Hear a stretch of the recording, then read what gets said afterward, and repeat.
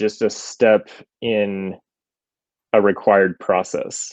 I think waste is something that they have to worry about from the standpoint of running the business or staying compliant. But they seemed more interested in other portions of the data. I think they'd be really interested in it at the business level for sure, being able to say like, you know, what processes might be resulting in higher cases of mold or stuff like that. Exactly. So I guess my experience, you know, the cultivators are pretty focused on growing and selling the cannabis, and they don't want a bunch of distractions. And so that actually kind of opens the door for companies to come in and solve some of these problems they don't want to deal with. So Exactly.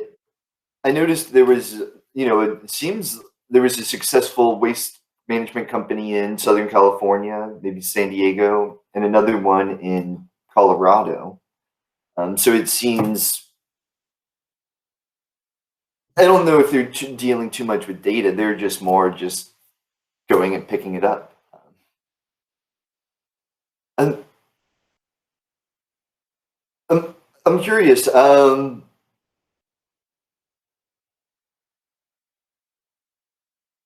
Like what are like some of the differences in dealing with metric from state to state? Like, I mean, you're essentially the expert here, so I'm curious. I've heard California's maybe the more stringent state, but that's about the extent of my knowledge.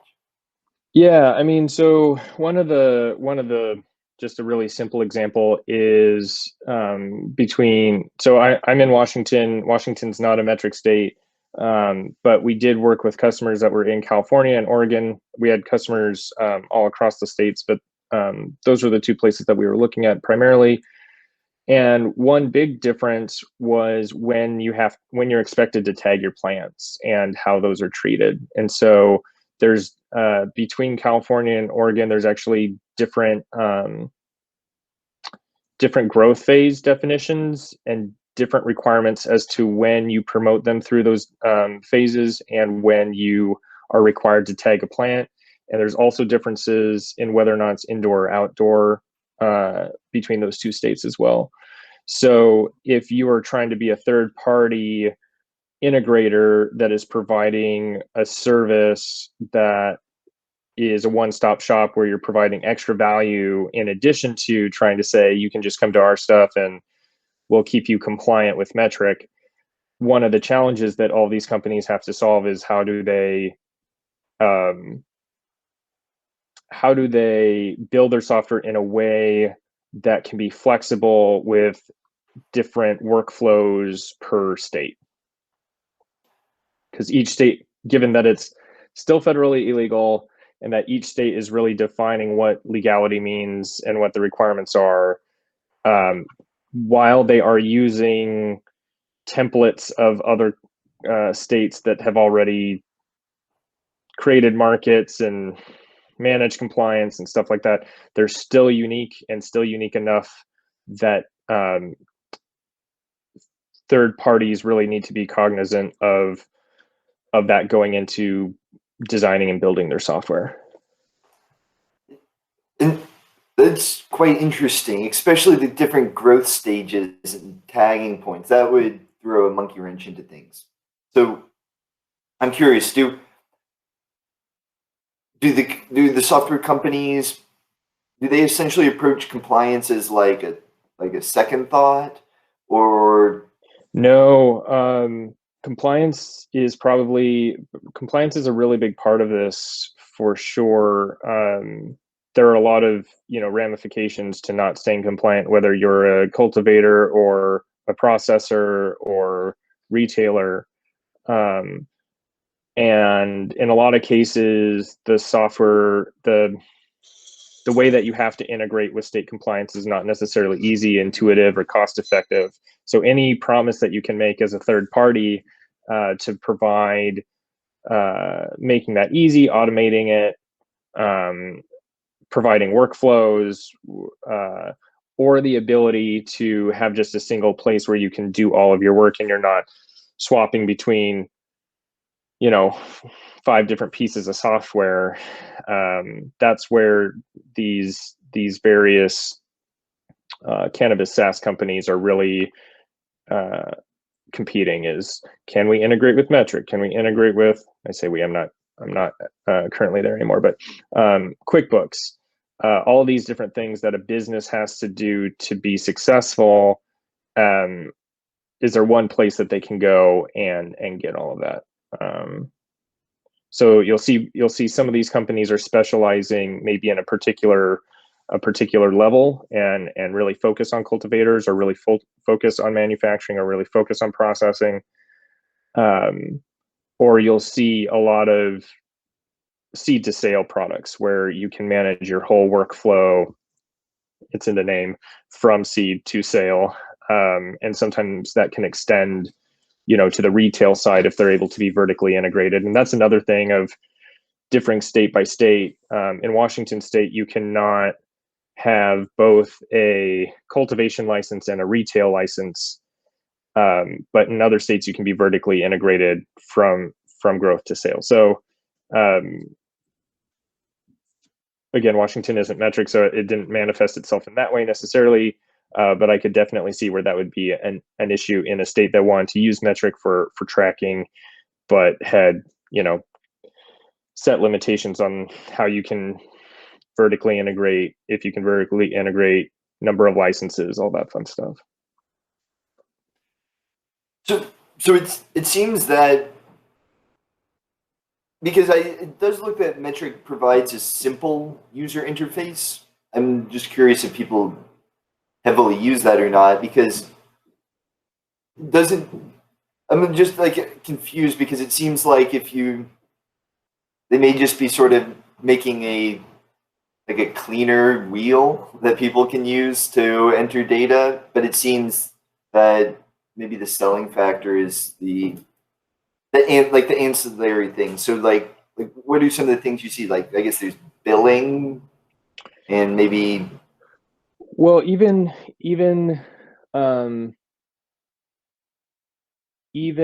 just the data entry for compliance can be onerous, especially on a small farm. If you have to have someone that's dedicated to making sure that you're staying in compliance, that can be really expensive, and can take a lot of time, both from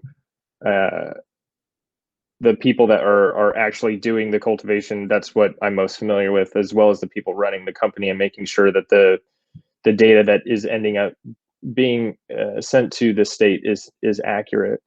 So any way that you can automate that and provide a way that they mostly don't have to think about it, except to review and say, like, yep, that looks like what happened on the farm today, great, go ahead and we can stay compliant, adds a tremendous amount of value. Because now a farm manager is maybe only spending a few minutes at the end of the day rather than their entire day. And there are pretty big consequences if you're getting it wrong. If you're managing stuff on a whiteboard or in a notebook and you miss something, there are consequences to falling out of compliance. And so anything that can automate that, just like anything else, and provide a higher level of accuracy, is definitely of value to these cannabis farms in particular, but also processors. But you're absolutely right. If then above and beyond that, I'm able to see what's going on in my facility or my retail space or my farm, and above and beyond that, I'm able to integrate with QuickBooks and manage my costs and see where do I have waste, not just in my plants, but in what I'm spending money on. Where can I be more efficient? All of those are additional values to the cannabis companies, which is why I think there's such a big market and so many people entering the cannabis SaaS space. Do you think there's a shortage, or oversupply of SaaS, the software services? There are a lot. So you can go and see what integrators, with Metric in particular, you can go and see who has been an approved integrator for Metric in each of the states. And there are a lot of people. There are a lot of people still trying to figure out what the right solution is, and some of them are really tailored to, like I said, specific portions of the process. Some are trying to be end to end. Some are trying to be an ERP. Some of them are trying to manage customer and brand loyalty. I think because it's still federally illegal, and there are restrictions on interstate trade and stuff like that, people can still find a market and find a niche and make some money there. It will be interesting to see how things kind of come together and combine at the point that becomes federally legal, and they can start operating not just as farms or as retailers across state lines, but as also as service providers. Because if I'm a there are companies that operate in multiple states, but there are restrictions on where it can be grown and where it can be sold and all that jazz. But that will go away. And so if now they can operate across multiple states and they've already picked a piece of software that's valuable to them, they'll probably stick with that piece of software. And so I think everybody's trying to find their way to be that piece of software or one of the top 5 available at the point that happens. That's an interesting insight because, like you said, you just see this mirth of businesses just all filling these different niches, and there may be a demand for that because there are thousands of cannabis businesses. And there's different sizes too, right? Like the needs of a mom and pop are very different than the needs of a large MSO. So people can target that specifically, just like any right. There's the difference between me trying to sell stuff on Etsy versus Amazon trying to sell stuff on their website. And so there are opportunities there for sure for people to meet the needs of the scale with who they're working with. Well, I guess that brings me to the next logical question. So what are some of the major pain points you've seen people run into with some of these software solutions? Yeah. Metric compliance is really a big one. Compliance is really, really important for the success of the business. And everybody seems to struggle with it. It's not like literally everybody seems to struggle with it. And so as a third party provider or as a farm, that can be really frustrating and really painful, but is still a legal requirement.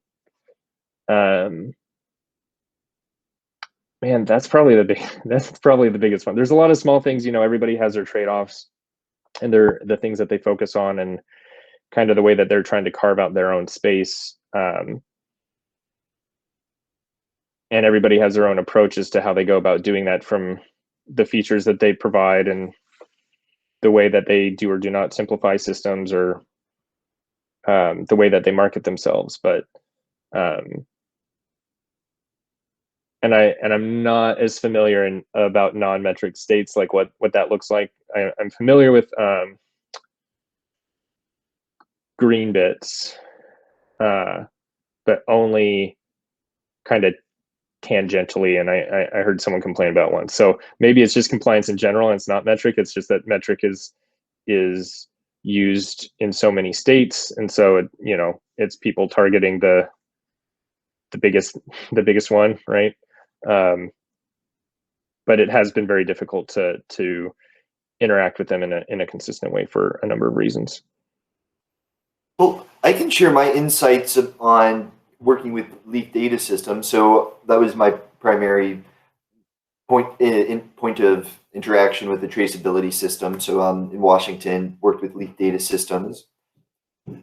There's of course always people complaining about it. I think that may just stem from, I'm not sure, I'm not certain. I think maybe just being forced to use a compliance tool, maybe you just don't want to read up about it, and it's just sort of this, mysterious force. But it's not like glamorous. But I found the API acceptable, and then the main pain point I found was essentially transferring inventory. So there was maybe be some discrepancies or miscommunication between the shipping and the receiving party. So I'm curious, in metric, are there any sort of breakdowns in when transfers happen? So yeah, so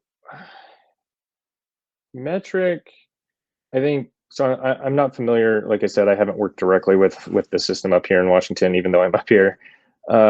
Metric has been the primary integration, and while there's certainly some amount of resistance just to having to do a compliance integration of any sort, there are issues with metric specifically and their ability to scale, their ability to have version software, their ability to have consistent data.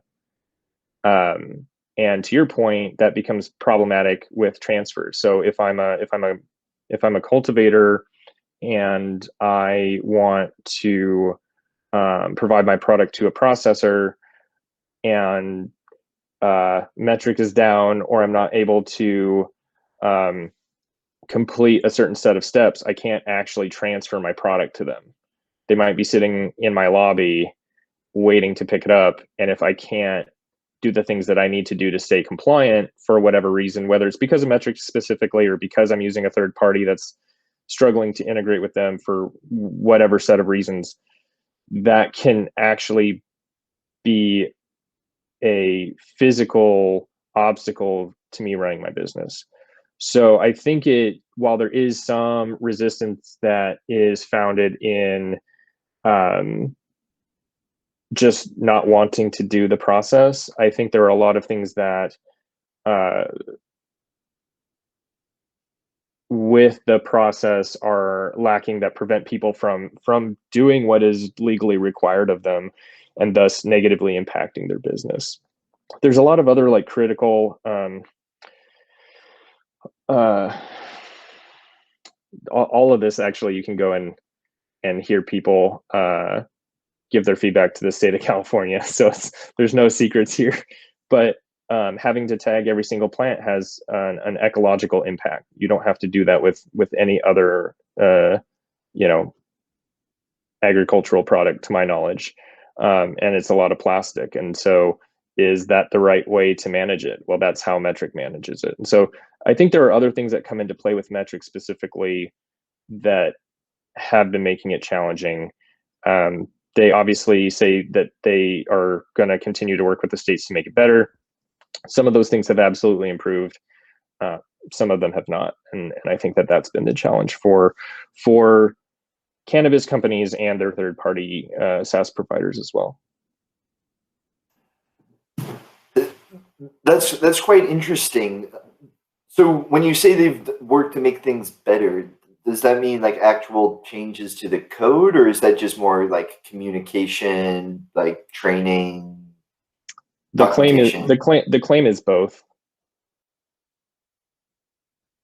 Okay, that's bizarre. And then so there are, not to rag on them, but are there actual like outages? I guess There you was mentioned one in March where there was an outage for something like 17 days. You can actually go read about it. Distru is a metric integrator, and they wrote a blog about it and gave details about how they worked around it. That's a really long time. That's a really long time in software. it's a really long time in cannabis. It's a really long time in cannabis software. Well, And that would just be unacceptable just about anywhere else. Before that, there was, outages here and there, or um, at least in my experience, reduction in functionality significant enough that it could keep people from doing business for the day or a couple days at a time. But 17 days I think it was something like that. I think it was over 2 weeks is just such a long time to impact business. And then I don't know the details of like what the expectation was of the farm, but in a lot of these cases, the expectation is that the farm is being compliant, even if they're not able to complete what they need to do. So hopefully they made some exceptions for the outage. I know that they made exceptions when they were having the really bad wildfires last year. They, said, we understood, do the best. We understand that you had to abandon your farm, do the best that you can. So they have absolutely made efforts in a lot of these cases. It's debatable as to who you talk to and what side they're on and what they've experienced specifically as to whether or not it's been enough. that sounds like an epic story, because I know the cannabis industry, and you're right, 17 days, that would be known as like the great metric outage of 2020. So And it might have been specific to a couple APIs, so it might have only been affecting vertical integrators or people in a particular segment of that.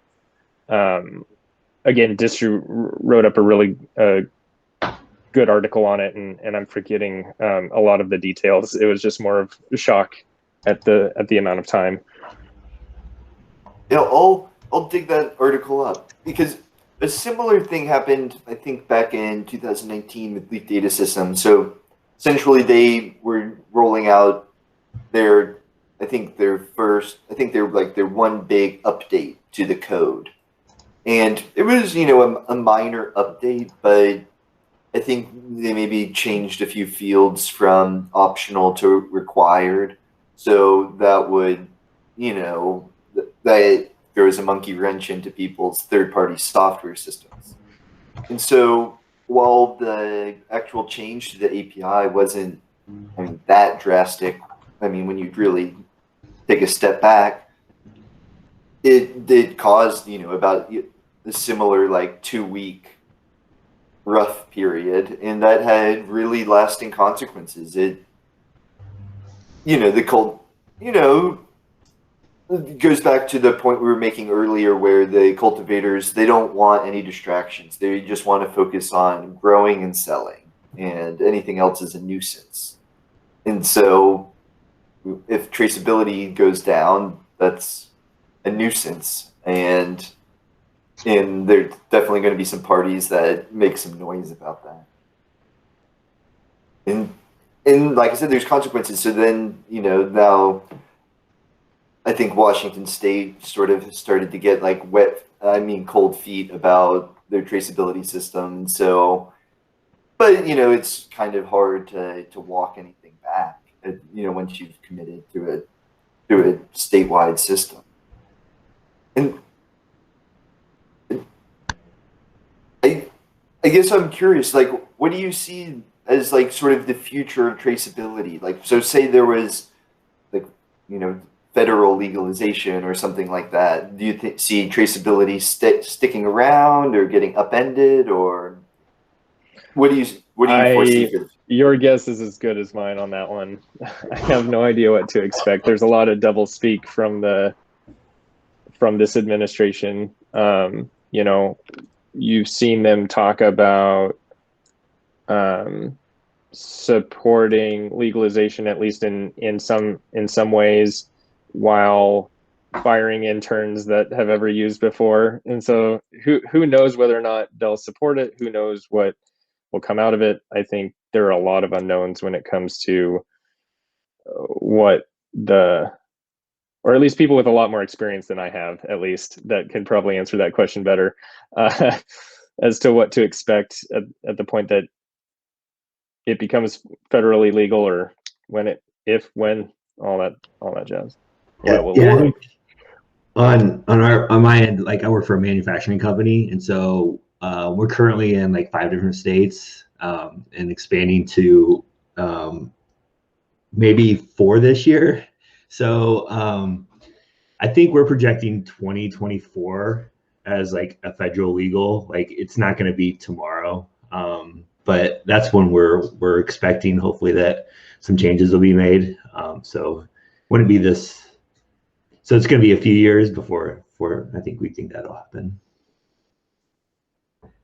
That's well, you're boots on the ground, so that's quite interesting. I'm curious, Nick, do you interface with metric in the different states you're in? I guess you're in Oregon, so I Yeah, believe. we use metric in Oregon, California. I believe Colorado and Nevada both use metric. Those are the states that we're currently in. So they all use metric, but we're looking to start operating in Washington. So it's going to be it's going to be unique to see how our company reacts to a new system, because everybody that I know of is only familiar with metric. So the way we do things is we kind of operate under other people's license, and so there's people that have a license that are familiar with it that we can kind of like learn from. But yeah, it'll be interesting to see when it comes federally legal what happens when each state has their own like traceability system. Like who's gonna win out? Because like no Well, one's gonna want to like I don't know. Especially companies that are in multiple states are gonna get frustrated if they have to use multiple different like systems to keep track of things. oh, I may have to send you the link. So there's a really interesting podcast. I'm with RJ, and he has the COO of Metric on, and it's sort of a topic they talk about, and you can kind of tell that essentially Metric would love, to be adopted at like essentially a national scale, but I think even they may think that may not really be realistic. But you can kind of tell from the conversation that that would be their dream. But, Yeah. but I don't know. Uh, I give you your props to trying to tackle metric and leaf data systems. Yeah, and like so I'm not in like data. I'm currently just an accountant. So for a manufacturing company, but I'm taking learning data analytics. So I'm looking to switch into like I'm slowly learning that side of things. So um yeah, it'll be like currently we use QuickBooks as accounting software, and so that doesn't integrate with anything. And so a lot of the information that we need are just reports pulled from metric, and since we don't specifically use metric, just like to look at inventory wise to balance out our inventory. I think the one issue we always had is that in QuickBooks we invoice to the retailer name, so it may be like it's the retailer, but their license in metric is under a different name, and so trying to like sometimes it can be difficult figuring out like which license this is from if we're not specifically like using metric on a daily basis. Like an outside source it's hard to tell like who are they actually selling this product to. That that kind of brings me to an interesting question. So it's a minor problem in Washington State. Well, it's not really a problem, but from a software point of view, it's a problem. So there'll be companies with multiple licenses, but there's maybe a minority of companies, but some do. I'm wondering, in metric, do you have companies working with multiple licenses, and is that like a how do you approach that? Is there confusion? Well, and Nick, you may even have multiple licenses, so just curious about how you approach that from a business slash software point of view.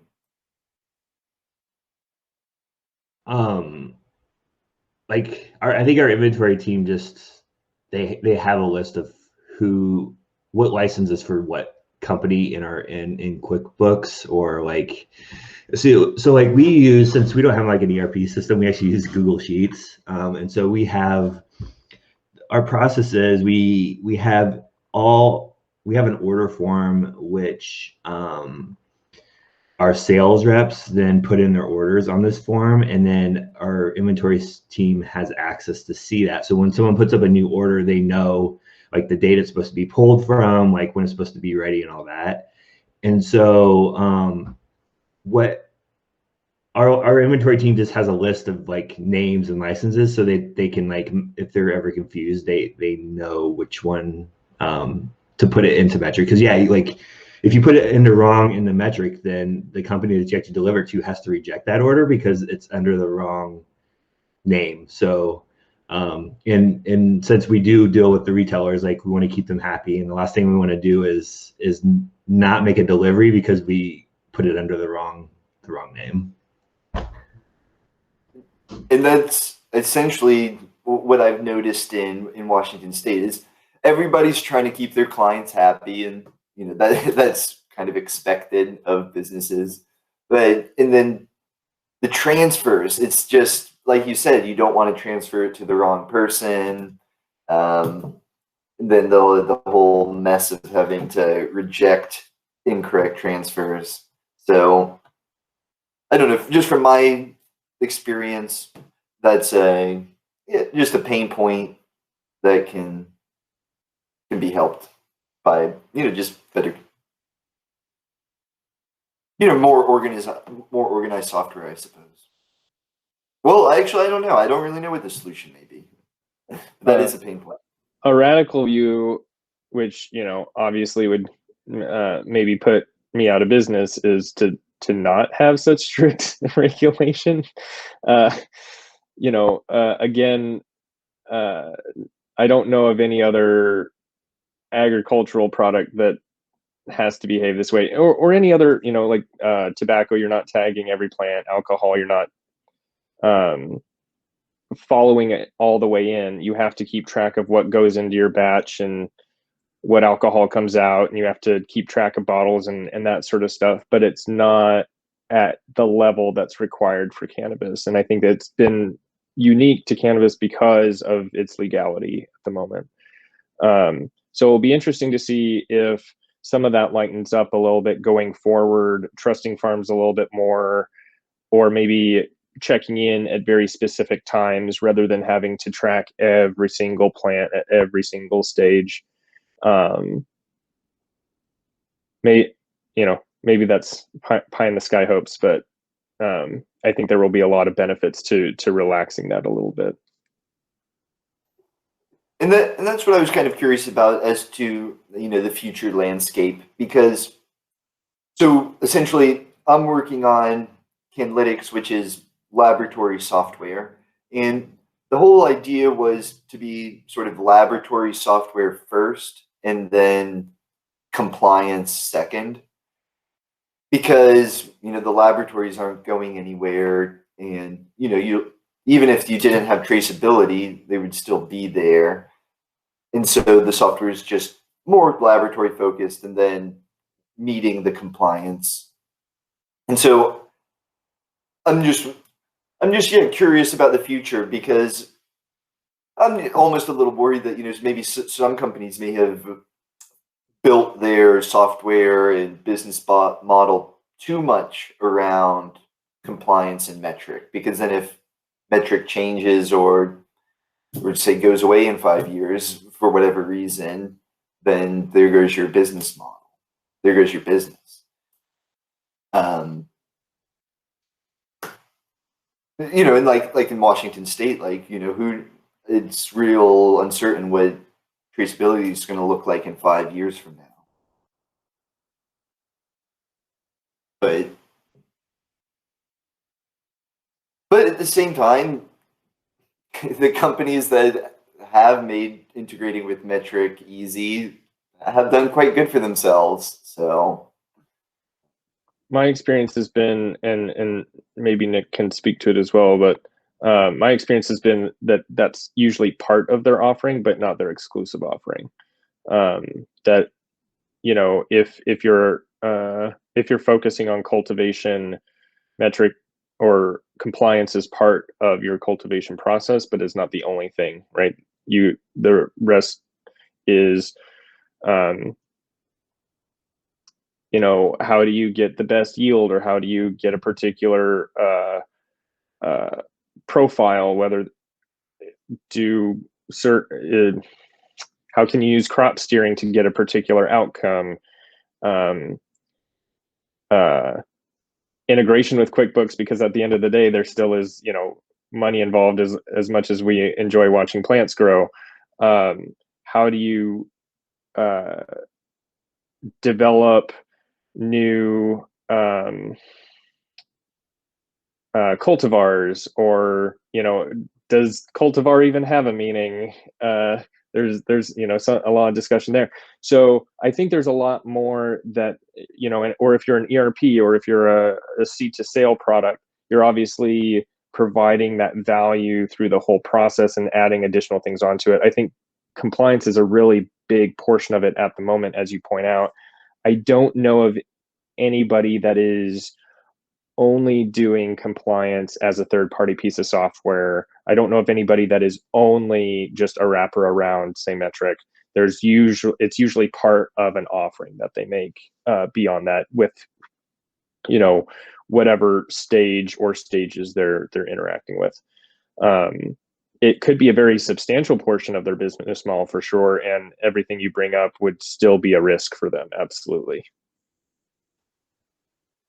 Yeah, I mean, I think that's sort of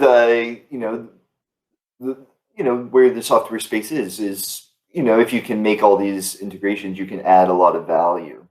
And like you said, metric itself is, it's essentially just it's even, it's got its nuances, but it's just, at the end of the day, it's just it's not even that large. It's just sort of a small API. So, write a wrap around that, and then that's when the other magic happens, is when you start to integrate QuickBooks, and this is. Yeah, I think I might be particularly jaded with metric, having built services in the past. There's some really just basic stuff that I don't see them doing that makes having to integrate that with them a lot more difficult. So, for example, and you gave a really great example as well, which is if you do backward incompatible changes, like maybe you bump the version of your software or the version of your service, and if you don't have version services in the first place, that's really hard to do. And so getting all of your customers to adopt a backward incompatible change or breaking change all at once is never successful. So version software, it's a solved problem. It's been solved for 20 years or longer. But if that's something that, to your point, an API with relatively few calls should be very easy to use. But if it's changing out from underneath you in a way that you don't get notified about, where it's not versioned, where you can't stay on an old version long enough to migrate, that there's deprecation or end of life plan that extends long enough for these businesses to not only meet the needs of their current customers, but then update to your backwards incompatible changes. Like, I think that's where both the cannabis companies that are either integrating with it directly, and they have to update their processes in some cases, or they might have themselves built software integrations with metric to make their life easier, or these third-party SaaS companies trying to provide that to their customers really find a lot of pain with it in particular. So I know I've ragged on them a lot. I know they're trying. I know they're talking about things that they're going to be doing to make things better.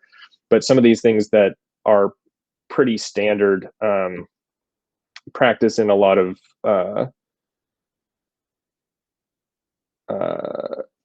building, web services, I think would make their life a lot easier. And so I guess is part of this just because I think metric maybe rolled out in, do you know when, like the early 2010s in Colorado? Is that correct? I'm really new to the industry. I don't know their history. So I think that just from what I heard the CEO talking about, it sounded like they're open to making improvements. And so you hit on the backwards incompatibility, and then I've just been working on it with integration, and it would be nice to get some things returned from like post requests and things like that. But what, like, are there any other like concrete things that you like really see that need to be improved, like standardization or? I mean, data consistency is a big one. If we would create objects, they may not be available in an amount of time. And but or we might have been told that they were created, but when we go to use them, they're not available. There were also things around the creation itself. So we would be told to just submit the create again, which would then fail because now it would have caught up and it would be consistent. So, one thing that solves that is using idempotent keys. Like that's a pretty standard practice. Have I already seen this request to create it? Great, I've already done it. Here's a success response, even if I told you that it failed the last time.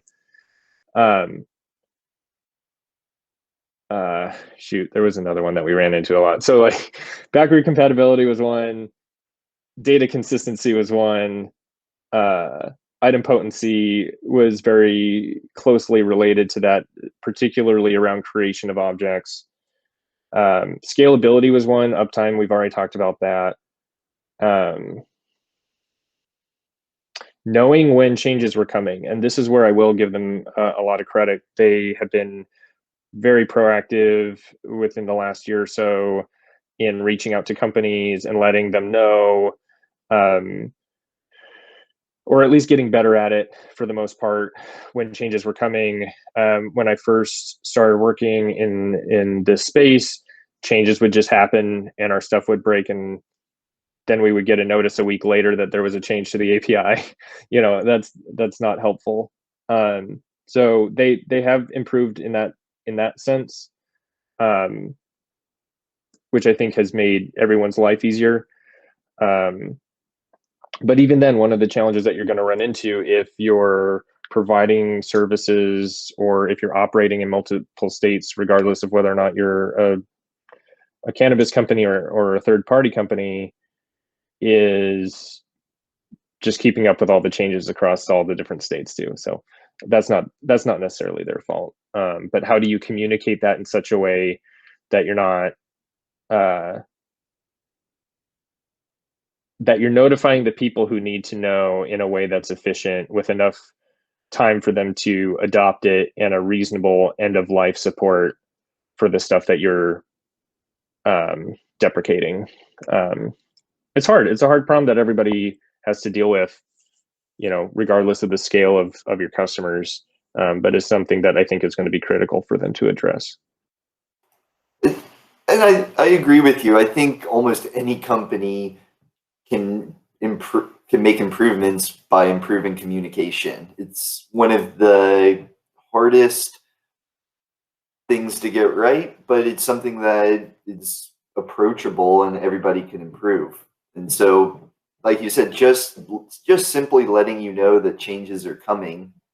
I mean, an email, and that has an enormous amount of value. If it's a minor change, that, like you said, that can prevent your software from breaking down and unhappy clients.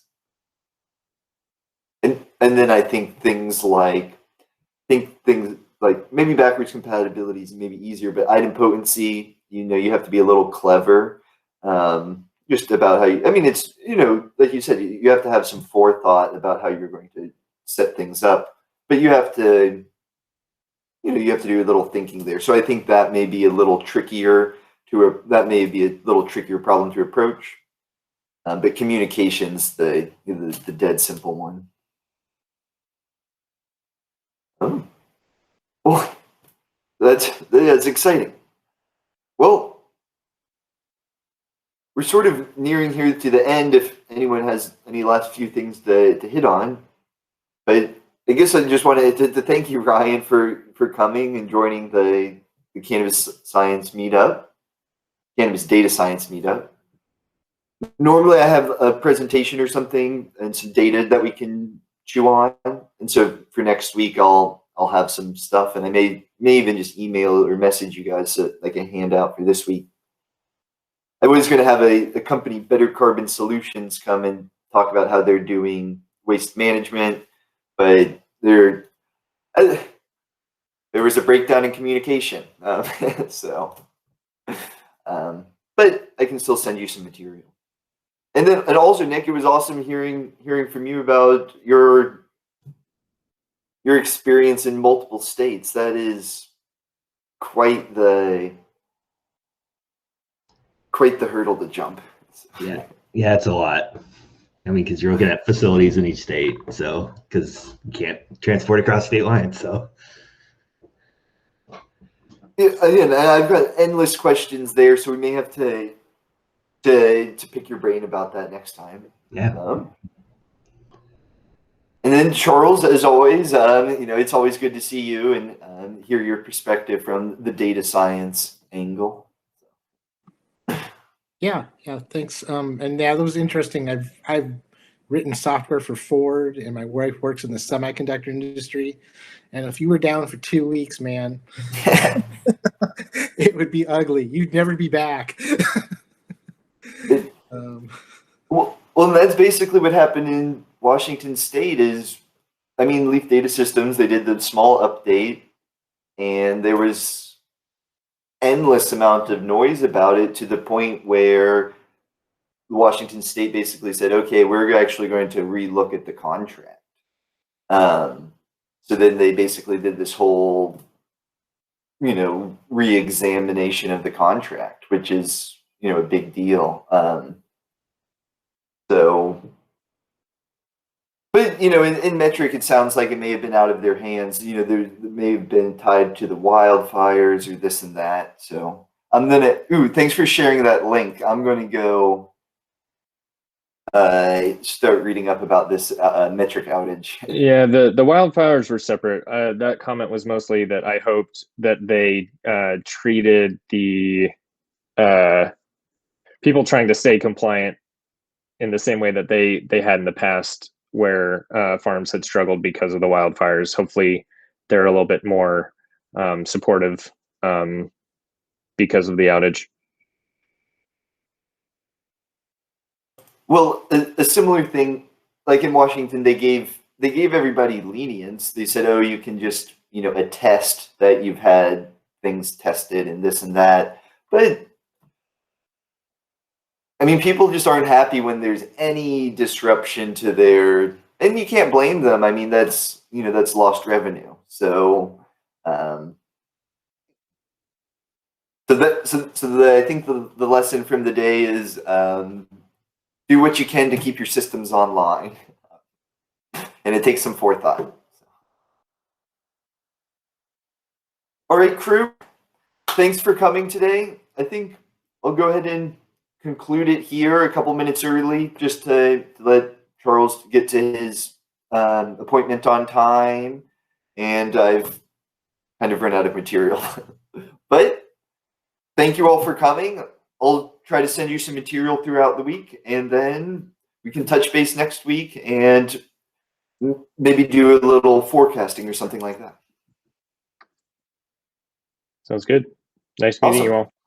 Awesome. Good to meet you, Ryan. Yeah. Nick, Charles, until next time. Yeah, nice meeting you, Ryan. Bye. Nice meeting you, Ryan. Bye.